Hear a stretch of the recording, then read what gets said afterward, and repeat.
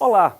A automutilação pode ser considerada como toda conduta humana voluntária de agredir o próprio corpo com cortes, queimaduras, perfurações ou qualquer outra forma de violência sem a intenção consciente do cometimento de suicídio. Saber lidar com esses episódios é uma necessidade da sociedade.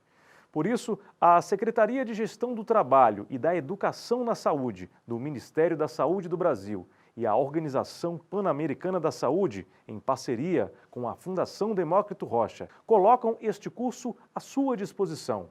Seja bem-vindo ao curso Prevenção à Automutilação. Esperamos que você possa ajudar a comunidade capacitando e multiplicando os importantes conteúdos que vamos ver por aqui. Mas antes de começar a aula de hoje, vamos conhecer um pouco sobre essas instituições. A Secretaria de Gestão do Trabalho e da Educação na Saúde, SGTS, é responsável por formular políticas públicas orientadoras da gestão, formação e qualificação dos trabalhadores e da regulação profissional na área da saúde no Brasil. A Organização Pan-Americana da Saúde, OPAS, trabalha com os países das Américas para melhorar a saúde e a qualidade de vida de suas populações. Fundada em 1902, é a organização internacional de saúde pública mais antiga do mundo. A Fundação Demócrito Rocha foi criada em 1985 com a missão de contribuir para a promoção do desenvolvimento humano, por meio da educação, da cidadania e da produção cultural. A FDR disponibiliza diversos cursos técnicos, de extensão e cursos livres, que têm alcançado milhares de alunos em todo o Brasil, como este que você tem acesso agora. Então, vamos nessa! Hoje começamos nossa série de 2 encontros dedicados ao curso Prevenção à Automutilação. Nesta primeira videoaula, vamos ter noções gerais sobre a automutilação e entender melhor esse tema. O comando da aula de hoje é com a psiquiatra doutora Renata Figueiredo. Na videoaula de hoje, noções gerais sobre automutilação. Olá, tudo bem? Eu sou Renata Figueiredo, médica psiquiatra. Vamos iniciar a aula hoje sobre um importante tema que é a prevenção à automutilação. Falarei sobre os conceitos de automutilação e algumas estratégias de prevenção, além de como identificar os comportamentos autolesivos e o que fazer quando identificamos alguém que se automulesiona. Abordar adequadamente a automutilação é uma importante estratégia de prevenção. E os ambientes que concentram muitos jovens, como escolas, faculdades, igrejas ou na comunidade como um todo, são ótimos lugares para atuarmos efetivamente. Então, precisamos conhecer o problema, identificar os jovens que padecem com sofrimento emocional, acolhê-los e saber encaminhá-los para tratamento quando necessário. Mas afinal, o que é a automutilação? Automutilação, autolesão, lesão autoprovocada, lesão autoinfligida e autodano são todos termos utilizados como sinônimos para se referir ao mesmo comportamento. Usarei aqui, na maior parte da aula, como também nos fascículos disponíveis no site, o termo automutilação, por ser mais usado e melhor compreendido pela população brasileira. Este comportamento de se machucar compreende a automutilação com e sem intenção de tirar a própria vida. O foco dessa aula será a automutilação sem intenção suicida. Teremos outras aulas com foco na prevenção ao suicídio. A distinção entre a autolesão sem intenção suicida e o suicídio ainda é muito difícil de ser feita. Deve ser analisado caso a caso, de acordo com as circunstâncias. Na automutilação, há um claro desejo de se ferir, causando dano imediato a partes do seu corpo. O tema ganhou visibilidade nas últimas décadas, tanto do ponto de vista científico quanto de saúde pública. No entanto, novas pesquisas são necessárias para buscarmos novas formas de estratégias de prevenção e de intervenção. Devemos ter atenção e não caracterizar a automutilação os comportamentos que são socialmente aceitos dentro da cultura. Por exemplo, ter tatuagem, colocar piercing ou se lesionar em rituais religiosos. E nem os comportamentos autolesivos acidentais e indiretos, como nos transtornos alimentares ou no abuso de substâncias, usar álcool e dirigir e sofrer um acidente. É importante, segundo as boas práticas de prevenção à automutilação e de prevenção ao suicídio, não falarmos sobre os métodos de se machucar ou de tirar a própria vida, para evitar ensinar ou sugerir algum meio ou alguma forma para fazer isso. Em quem já está pensando, é claro. Mas, atenção, isso é diferente de perguntar se a pessoa tem intenção de se matar, tem a intenção de se ferir, ou se tem planos, ou se já tem comportamento autolesivo. Nem sempre é fácil identificar os sinais de comportamento autolesivo e das lesões provocadas, uma vez que são frequentemente escondidas, seja por vergonha ou por tal comportamento não ser aprovado pela sociedade. Então, como podemos identificar quando esses casos ocorrem? Aqui eu vou falar, como é uma aula para profissionais de saúde e da educação, eu irei citar as lesões mais comuns, não a forma de fazê-las, claro. Para que os adultos possam reconhecer quando o jovem tem algum desse comportamento. Por exemplo, os cortes são as lesões mais frequentes. Está presente em quase 95% das pessoas que se automutilam. Queimaduras em quase 80%, autogolpes em mais de 70%, coçar até se ferir em quase 60% dos casos, se morder em metade dos casos. Isso é importante, a questão de se morder, porque muitas vezes isso acontece nas bochechas, que é um lugar que ninguém vê. Outra forma de se ferir é interferir na cicatrização das feridas ou bater a cabeça contra algum objeto. É importante distinguir esse comportamento sem intenção suicida em 3 níveis: a ameaça de suicídio, o pensamento sobre a autolesão e a autolesão em si. A ameaça de suicídio refere-se ao comportamento em que o indivíduo leva o outro a acreditar que há intenção de morrer, mas na realidade não há essa intenção. O motivo desse comportamento ocorrer seria uma forma de comunicar o sofrimento e de buscar ajuda. Pensamentos autolesivos são os pensamentos sobre o engajamento em comportamentos de autolesão, os quais geralmente acontecem antes do ato.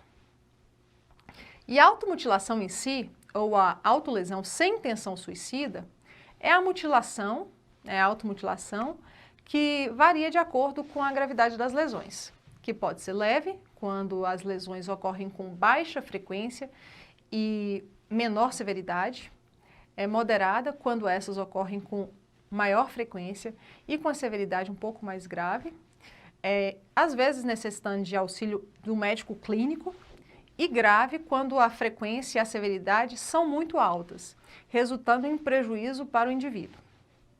No mundo ideal, no melhor dos mundos, a automutilação sempre vai precisar de uma avaliação de um médico psiquiatra. Mas nem sempre isso acontece, nem sempre isso é possível. Mas sempre vai precisar de uma ajuda.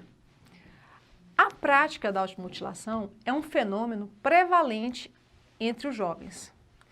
Tem uma prevalência média de 16,9% em adolescentes. No Brasil, em um estudo de 2018, encontrou uma prevalência de 9,48%. É um comportamento mais prevalente em meninas, com idade de início médio de 13 anos e uma idade de pico aos 16 anos.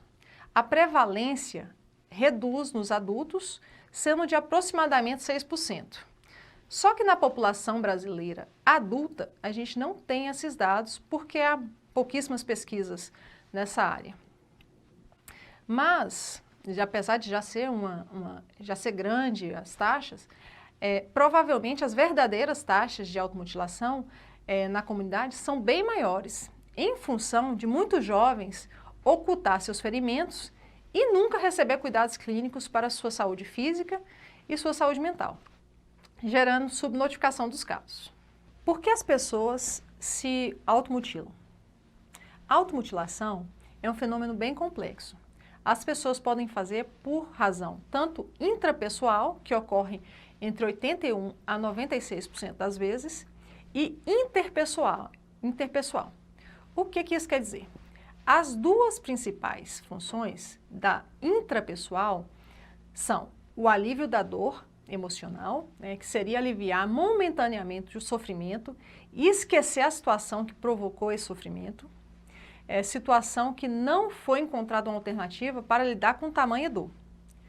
E a autopunição, que seria a outra função intrapessoal. Por outro lado, as funções interpessoais, que está relacionada a 32% a 56% das vezes que o indivíduo automutila, então algumas vezes acontece pelos dois motivos, a intenção é comunicar o sofrimento, o próprio sofrimento, pertencer ao grupo, né, aquele grupo que se automutila, ou punir a outra pessoa. Isso também acontece, mas como vimos, a minoria das vezes. Esse comportamento também é influenciado por fatores genéticos, cognitivos, ambientais e afetivos, que se interagem e se somam. Não tem um fator único, todos eles podem ocorrer, ou um ou outro pode ocorrer, interagindo e se somando. Por exemplo, maus tratos na infância e na adolescência, como abuso sexual, emocional e ou físico, negligência, bullying, cyberbullying, crise de sexualidade, abuso de álcool e outras drogas, uso excessivo e indevido de tecnologia, isolamento social, transtornos mentais como os transtornos alimentares, depressão, transtorno bipolar, transtorno de personalidade e transtorno de ansiedade. Tem vários outros a citar, mas esses são os mais importantes nas crianças e adolescentes. E conhecer as funções das automutilação sem intenção suicida auxilia na compreensão do comportamento autolesivo, fornecendo subsídios para a utilização de técnicas de intervenção mais direcionadas e mais efetivas. A automutilação é evitável. Podemos atuar desde a primeira infância, talvez até antes disso, na gestação. Por exemplo, com bom planejamento familiar, uma gestação planejada. Mas, quando isso não é possível, podemos incentivar o fortalecimento do vínculo mãe-bebê. Incentivar um relacionamento saudável com a família, com os amigos, praticar regularmente esportes, atividades físicas em geral, ter uma boa qualidade de sono, contato com a natureza, orientação acerca de autonomia e de limites, ensinar a habilidade de pedir ajuda e para quem pedir ajuda e quando a ajuda é necessária. Ensinar as habilidades sociais e emocionais, com o objetivo de ajudar na regulação das emoções, aumentando a capacidade de se adaptar às novas situações ou aos novos problemas. E como identificar o comportamento autolesivo? Muitas pessoas acham que quem pratica automutilação faz para chamar atenção. Isso é um engano, porque a maioria esconde a ponto de ser extremamente difícil identificar os sinais de comportamentos autolesivos. Por isso é importante observar o uso de vestimentas inadequadas, por exemplo, vestir roupas para cobrir lesões, usar roupa de frio no calor, ou, por exemplo, resistência a praticar atividades físicas que anteriormente era praticada para não vestir short ou camiseta. Aqui eu vou fazer uma observação que serve para identificar tanto os transtornos mentais, mas também eles podem atuar como precipitantes de comportamentos autolesivos.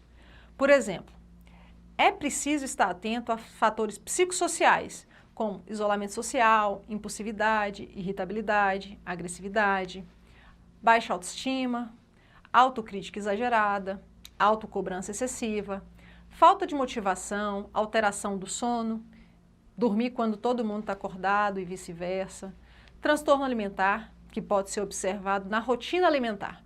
Por exemplo, comer muito, comer pouco, comer muito e não engordar, preocupação excessiva com a qualidade ou a quantidade de alimento ingerido, comer e logo ir ao banheiro.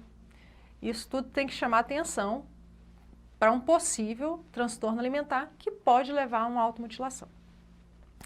Perceber a falta ou a diminuição da higiene pessoal. Às vezes, a motivação pode ser externo, né? Pode ser, por exemplo, uma pessoa que está sofrendo bullying ou cyberbullying.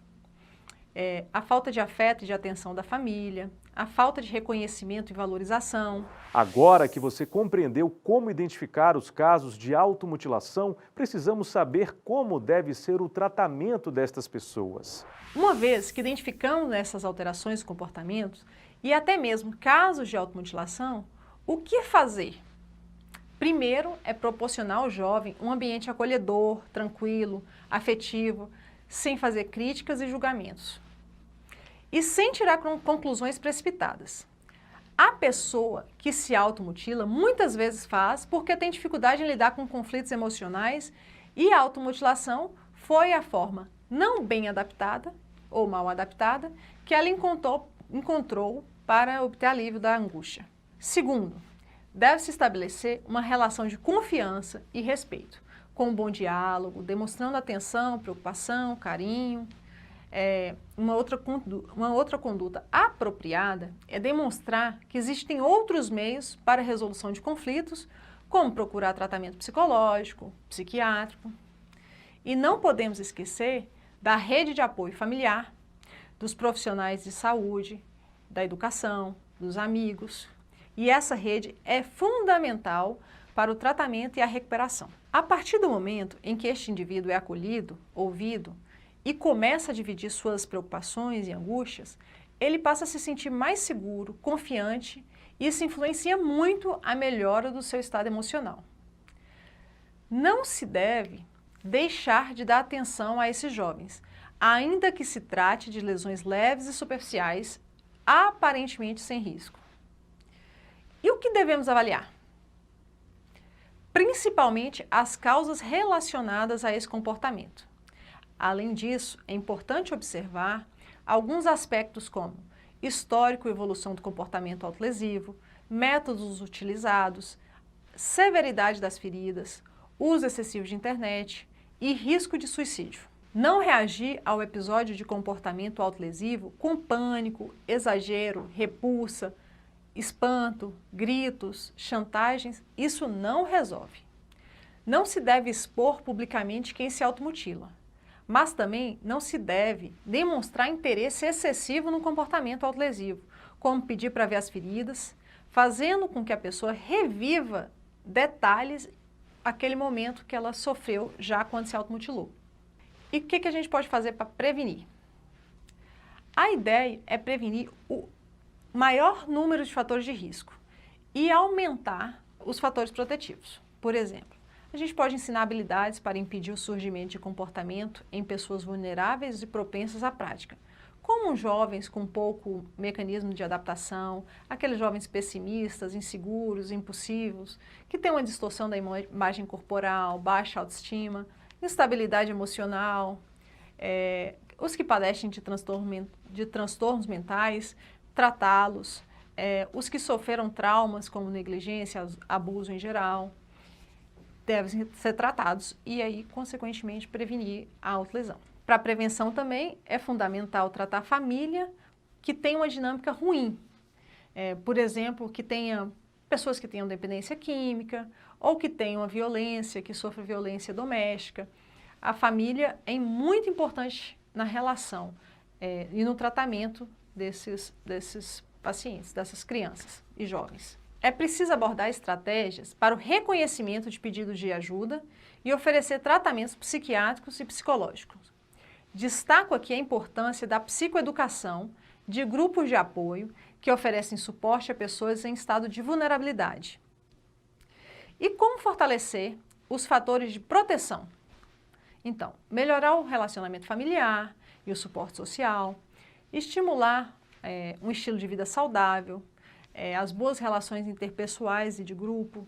A intenção é que o indivíduo seja capaz de lidar com os conflitos próprios e até com os conflitos alheios, como, por exemplo, como intermediador no problema dos outros. Um dos exemplos práticos disso, da importância de ter dessas habilidades, é saber lidar com situações de bullying ou cyberbullying, evitando comportamentos autodestrutivos. E como vamos fazer esse tratamento?